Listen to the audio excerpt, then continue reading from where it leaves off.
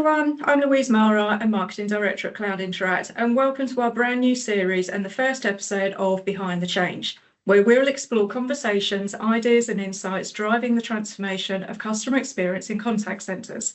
Thanks for joining us wherever you're tuning in from today.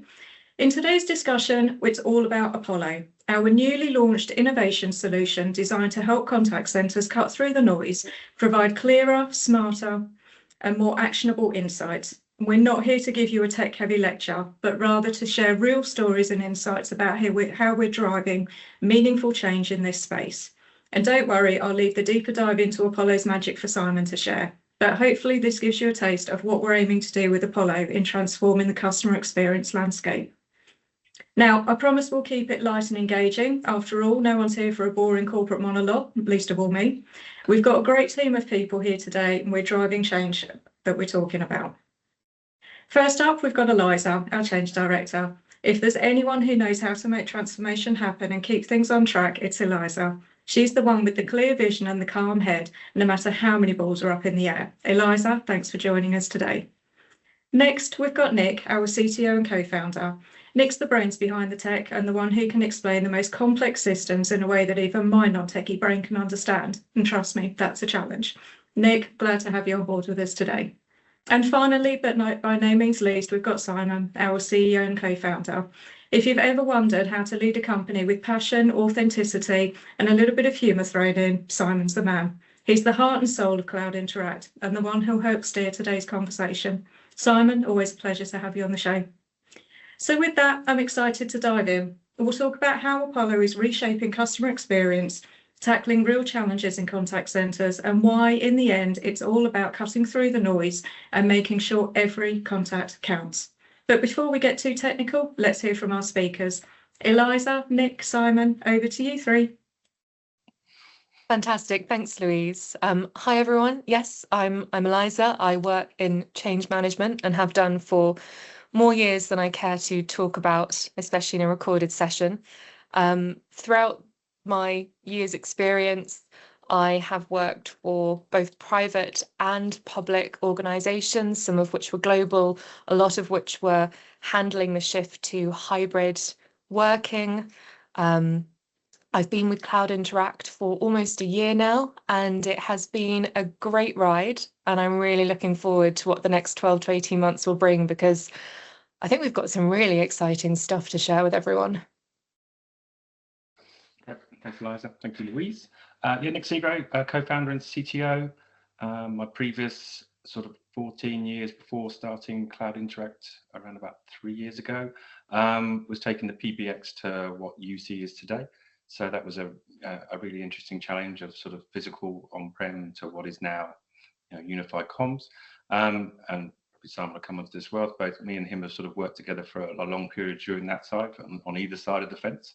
And that was an interesting journey, but I sort of feel that UC started to become less interesting as a space, and now customer experience in terms of sort of converting what is maybe just IVRs and phone numbers as to what's been classical over the last 10, 15 years, now bringing that to a much more modern way of interfacing with your customers is really interesting. I love solutioning and all that kind of thing. So this is a fantastic space to be in.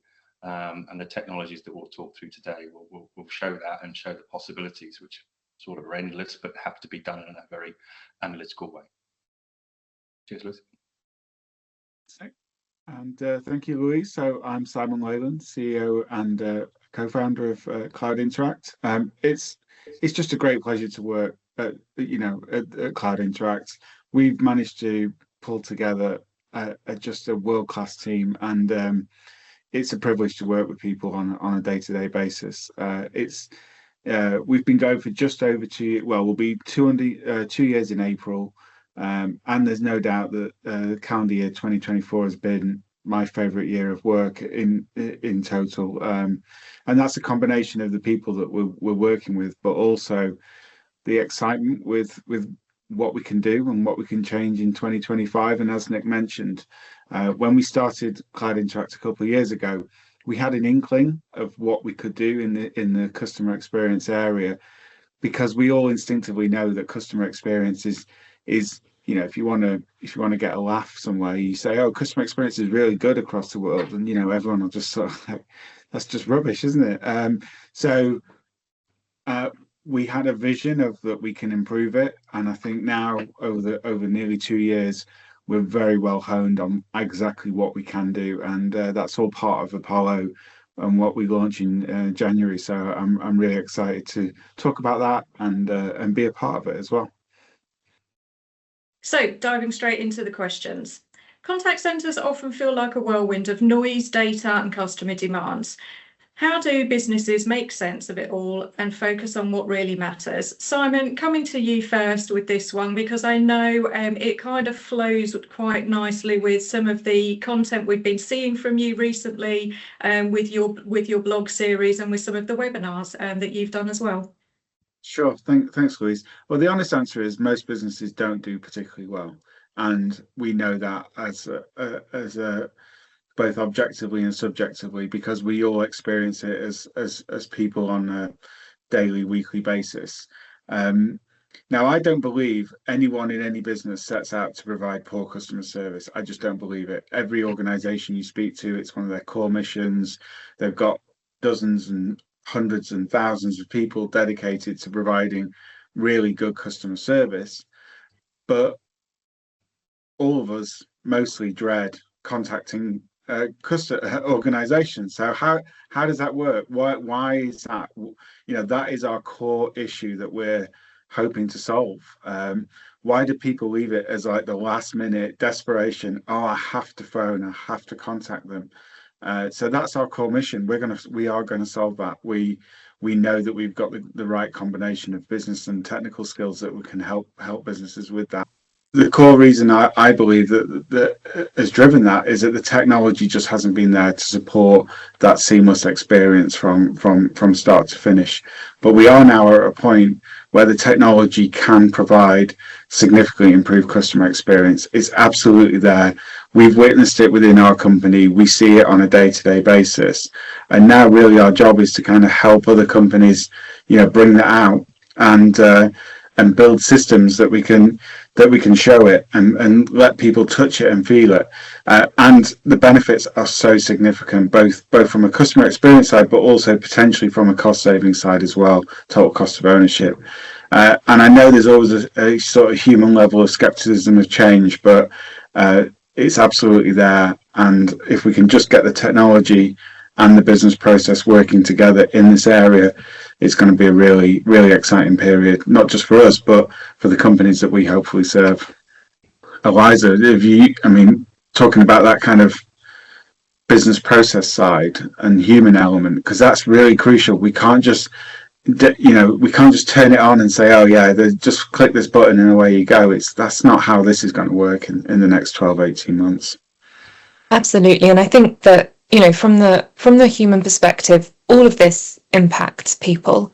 And, with what we're surfacing now, with what we're finding, with the things we can do, actually, I think what we're finding is that businesses are making decisions. The leaders at the top, the people who can make those decisions, are having to do it without a complete picture. And I think that there's a real trap sometimes of viewing what your contact center is doing in complete isolation. And yes, you are looking at the data and the information that you have. And so you're making decisions based on what you have and maybe not understanding the full picture or not making decisions based on what you need. You could look at some of the really common things that pretty much all contact centers would be reporting on now, right? And it's from this whirlwind of noise and data that Louise was talking about. So I'm sure that you can drill down, we see it, you can drill down into average handling times, agent adherence, the wait times that a customer is experiencing. And that gives you a picture of what's happening in your contact center, but you're missing a huge chunk of information about the customer's journey. Yes, they maybe only had to wait on the call for a couple of minutes, but did they spend 15 minutes looking for that information somewhere else? Did they start on your website or in your app, and then they've had to come out of those channels because the only way to contact you is via an old system that isn't linked into these things? even the business processes, you probably can't see that actually maybe the way that things are scripted, the steps that people are having to take are causing additional frustration at the start of a call that you're now starting to see as those sentiment analysis tools kind of surface that data. And you're like, well, why? Why is our CSAT low? Why is the NPS score not higher than it is? That's because you've asked this guy to spell his name twice before you've transferred him to another agent because he was in the wrong queue to start with. And I just don't think many leaders, whether that's in the contact center or in the overall business, is seeing that data yet. I think there's too much other data, and I think it's hiding this story that could be told to make those key decisions more quickly, more agilely, to respond to, let's face it, we're all consumers in one way or another.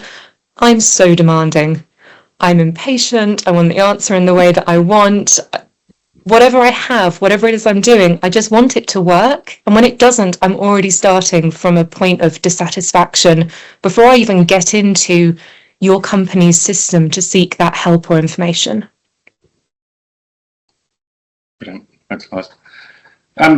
From my perspective, just picking up on a couple of things Simon says about technology, I think, the technology wasn't there, and that comes back to, the technology that we're using in Apollo. Also, as people in Cloud Interact, we're people that want to know the answers right. We're not the sort of people that are going to go, yeah, we think you should put this in. We think you should do that. Oh, God, great. Yeah, that definitely, we could spend some time speaking to supervisors. We could start time speaking to managers, and they could go, yeah, here are all of our problems. And we'll go, okay, right, go. But this is what you want to do. Now, that potentially might work, but potentially might not, because the actual information that's actually coming out of what's happening on the ground doesn't match to what people believe is happening. They believe all their agents are very honest about everything they're saying about all their calls and stuff, and they're all great and all that kind of thing. So what we're looking to do with Apollo is bring that data into play, bring all those conversations, every contact, every bit of information. And then, as Simon says, we've now got technology. So we've now got Bedrock. We can now ask, create our categories, create our questions, create our sort of way of interrogating that data, and then multiply it by about 100,000 times. And then once we've done that, we've got 15, 20, 30 data points, not just an average handle time. We've got how many questions were asked, what question was asked, was it solved, what solved the problem, So when we go through this process, we'll go to exec people and go, this is the exact impact we're going to have. It's not going to be, we think it's going to make this change to your business. We're going to say, this is exactly how your customers are going to basically work with you, and how we're going to change and use modern technology and how it's going to evolve you. It won't be a case of like, yeah, let's put it in and we'll just tweak it and hope. That's what we're looking to do with Apollo. Yeah, and that was really the story behind Apollo, right? So that's why we called it Apollo, that based on the Greek god who looked after Delphi, and the Greeks would go to Delphi and ask it the future, and they get an answer back, and that's exactly where we want to be now. Obviously Greek myths and stories, but this is real, and we've seen it and we know it because we've been working on it now for, well, as I say, since we started, but it's really accelerated over the last 6 months, probably from a technology perspective more than anything, but also from a kind of demand perspective. So yeah, we're kind of that's the origin of why we want to do it and why we've called it that. I think that it's such an emotive topic as well, isn't it? If you just, thinking back, Mick, to what you were saying at the end there about actually having that tangible, very real insight to go back into a business.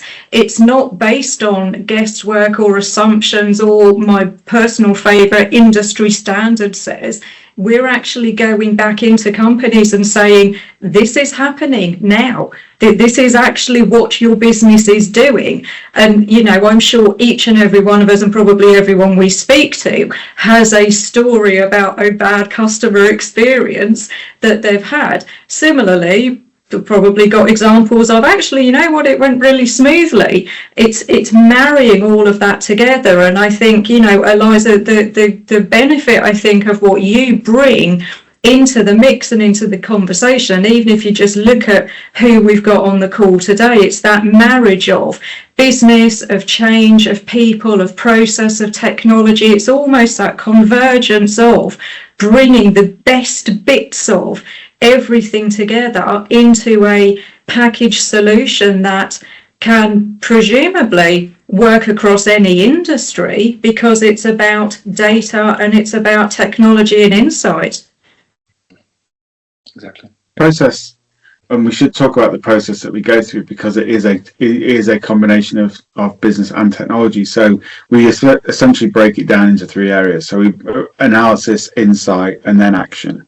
So the first part is very much focused on, business engagement, talking to the, what is the most important part, what to the business about what do you want your contact center to do? What are the primary objectives of that contact center? And then we document that. And then what are the prime questions you think you get into your contact center? What are the prime, they'll know how many agents are on board. They'll know how many calls they have. They'll know what the average call time is, but do they genuinely know what actually people are phoning about? And obviously they care. We know they care. So we go on to, so we do analysis, and we pretty much business focused, but we do have some really good tech as well in that as well, to shorten that kind of cycle. Then the insight, then we're in the process of just giving people information, the business information. It's like, okay, well, here's what this queue is actually doing. Here are the categories of calls that you're actually getting. Here are the types of simple problems your agents are dealing with, or the complicated problems, or the really complex problems. So we break all that down, and then we can get to the action, which is actually, okay, we'll deploy. It might just be as simple as we'll just deflect some from an IVR. We'll just say, don't do that anymore, do this. But we can also get really, really smart as well, because I think all of us on this call fundamentally believe that we can automate a significant percentage of interactions and contacts, but it has to be right, and it has to be really crystal clear. It can't be, I think Nick mentioned in his intro, it can't be grey and misty and kind of like, oh yeah, sometimes it'll work and sometimes it won't work. That's not right. So I think we've got a really good approach that kind of covers all the areas. And just thinking about that then, following on from that, obviously, you've all been involved in customer conversations, where I'm sure challenges come up every day as part of that. What are some of the most significant challenges contact centres are facing in staying ahead of customer needs? Eliza, as you were alluding to earlier, customers are getting more demanding. We want it with a sense of urgency, with a sense of immediacy, but also we just expect things to work. So what are some of those significant challenges, and how can contact centres help to tackle them? So I think, the only constant in life is change. Anyone who works in business knows that it's always this kind of, and Nick and I were discussing this earlier, this balance between trying to keep up, but also having that financial and commercial reason, the support there to deliver on that. We were talking about how you're no longer just competing against maybe yourself and the last interaction that a customer had with you. Every person who has a product or a service and they go, to that company's contact center, you're now competing against all of those industries, all of those experiences and interactions they have. So when there is an app, when there is a self-service option, that becomes very evident very quickly if you are falling behind. So the other thing is the consistency of the experience as well. So you're not just competing across every experience that your customer has in every part of their life. You're also only as good as your last contact point. If that interaction, that agent, that answer pleased the customer or satisfied the customer, great, but actually it only takes one negative experience for that to be what your customer remembers. And And I think we see that the agents are facing challenges as well. So obviously we approach this very much from a, what does your business need? Customer experience, what you want to do, the technology is now there to support it. And I think sometimes we forget about the agents that sit behind the systems as well. We've been speaking about these fragmented legacy systems. A lot of the projects that I've worked on will do a day in the life of with different teams of agents in different departments. And we'll ask them to just, share your screen, show us what's going on. And it's like a competition for who's got the most number of browser tabs open, because they're constantly dipping in and out. So, and I do think that is translated. It goes through to the customer. So if the agent has got their audio and stream on one panel, they're then having to jump into a CRM somewhere else. They might be having to be logging into VPN to access some of their other systems. Maybe they need to check an order status, and again, it's not integrated. So they are jumping through this disjointed process, which makes their jobs a lot harder. And it also, I think, makes the customer experience slightly more choppy as well. And at the very human forefront, in a very sort of agent-centric approach, they are being evaluated on how long it takes them to do things, how long it takes them to answer a call, to complete the after-call work, to submit their notes, to move on to the next interaction.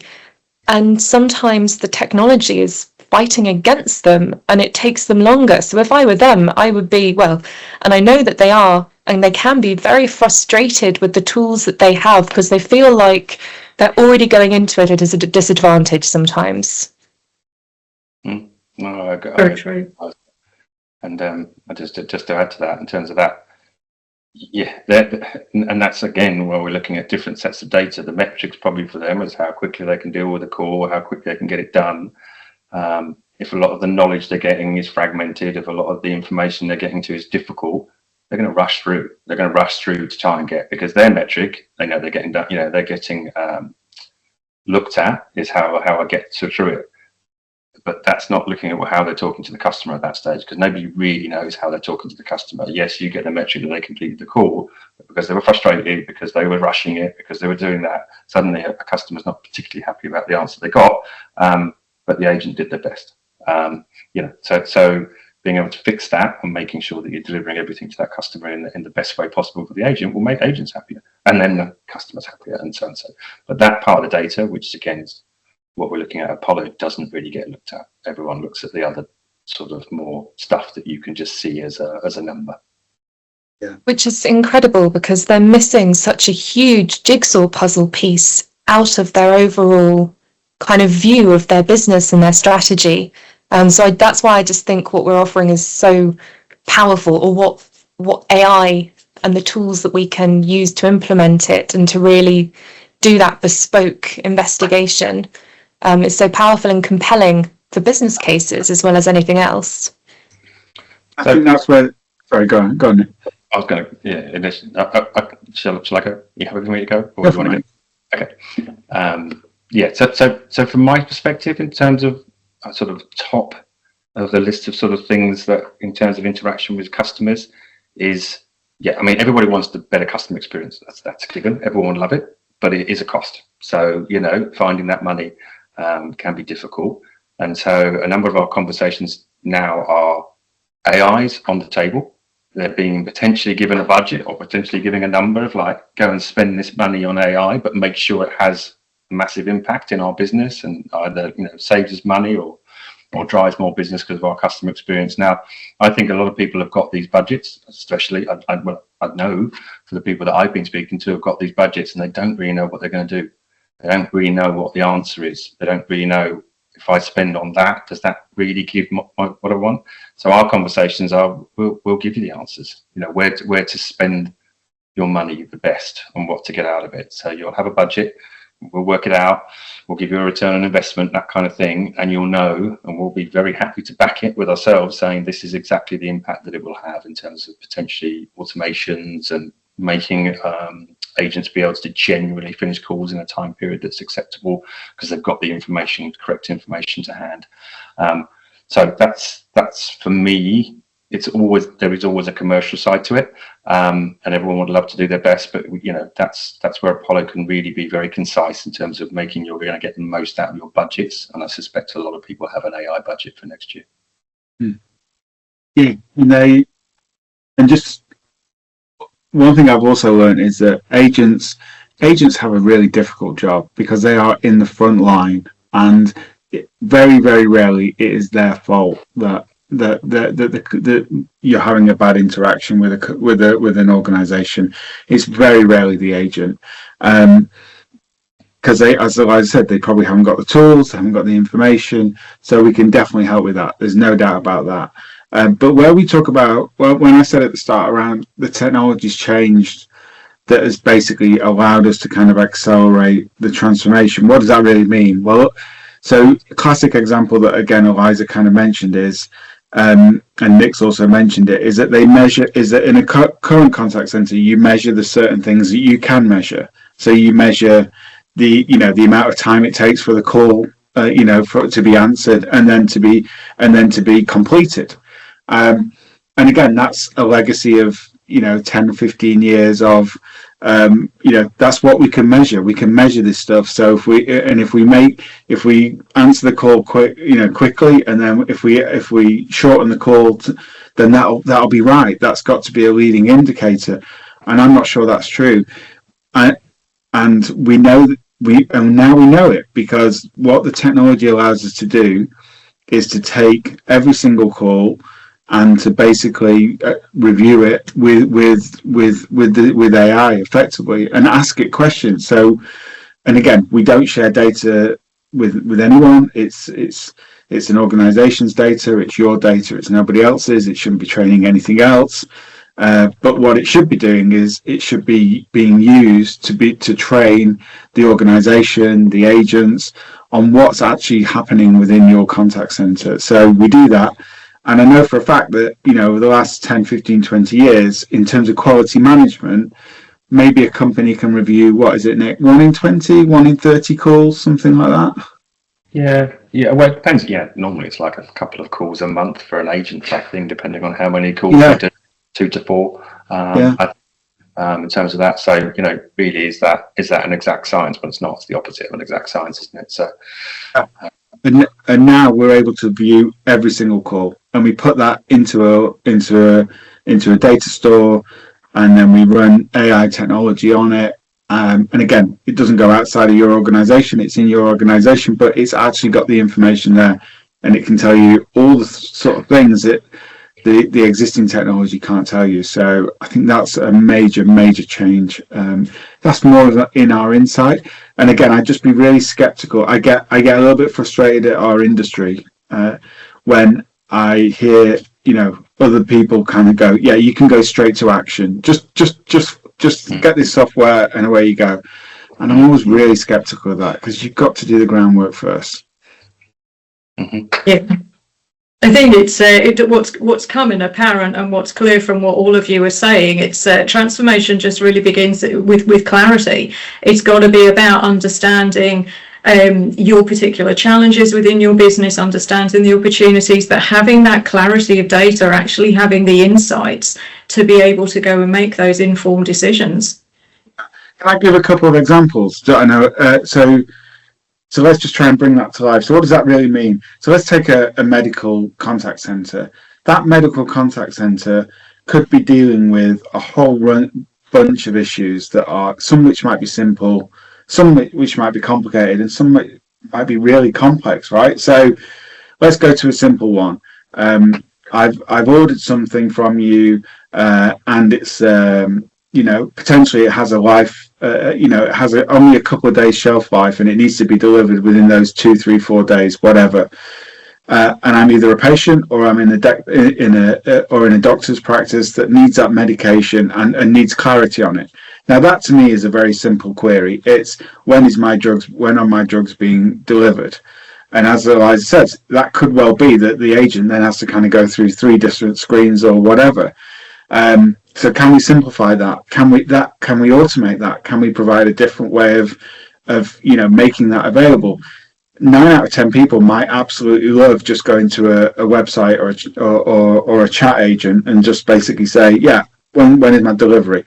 But we're also really cognizant that 1 out of 10 of those people, that they may be they may be quite old and they don't want to use chat, so they can still use the phone. So we've got to provide all the channels, but we've got to be able to kind of automate those simple ones. But in that, think of being an agent. So you might get that question coming in, and then the next question you get might be a really complicated question about a complex health issue. So it's like, well, how do I deal with that? So, and I think with the current with the old technology, I think companies kind of had to take the least worst approach of, well, let's try and deal with as many issues as possible, and then try and make them as quick as possible. Whereas now, I think we can really segment where people go and get the answers in their channel that they want. So if it is really complicated and it's a deep medical issue, you want to get people through as quickly as possible. You don't want them going through the same script as, well, is it a delivery? No, it's not a delivery. I've got a really complex issue that I want to talk about, So, and I think we can do that. We can fix that. Brilliant. Thank you, Eliza, Nick and Simon, for sharing your insights today. It's clear that transformation really begins with clarity, particularly in understanding the challenges, the opportunities, and how technology can make a real difference. And for us, Apollo isn't just about advanced tech. It's about empowering people to deliver exceptional experiences that truly matter.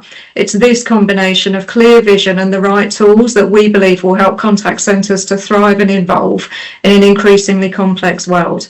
So as we wrap up today, remember, transformation isn't just a goal, it's a journey. And with tools like Apollo, the path forward has never been clearer. And finally, just coming to each one of you today, thank you so much for being on with us today. Just thinking about Apollo, our strapline for Apollo is every contact counts. If I can just end with coming to each of you for one word that you associate with every contact counts. Excellence. I can't really do it but in one word. I can my thing would be, is your vision achievable? That's what Apollo actually provides you. People have a vision. We can tell you if it's achievable or not. But I'd like to use 2 words instead of 3. Well, what about reality? Well, making your vision reality. But still, I think you need all the words to make it. My word's care, right? So it feels like and just sort of finishing off from where I started, every organization wants to provide really good customer service. They're not set up to go, oh, we're going to really frustrate everyone today. No one does that. But what every contact counts really means to me is we can show that we care, and that we can answer your problem in the way that you want it answered, as opposed to at the moment it's the reverse. You have to go through our process via our channels, and if you get the right answer, well, that's we hope you get the right answer, but we're not sure. Whereas now, even just thinking you said that about care. So sorry if we're going on a bit here, Louise, but just about that care. There's care to the agents. They'll get listened to through this process. Yes. They're to coin a phrase, they are numbers at the moment in the contact centre. But we will actually bring out information that is going to provide care to them in terms of how they're having to deal with making their life better and being able to make every sort of contact count, because they'll be listened to, even though it's within a call as such, but they will be listened to as part of the strategic path that we take. Mm-hmm. Like a perfect ending point. Well said. Brilliant. Thank you.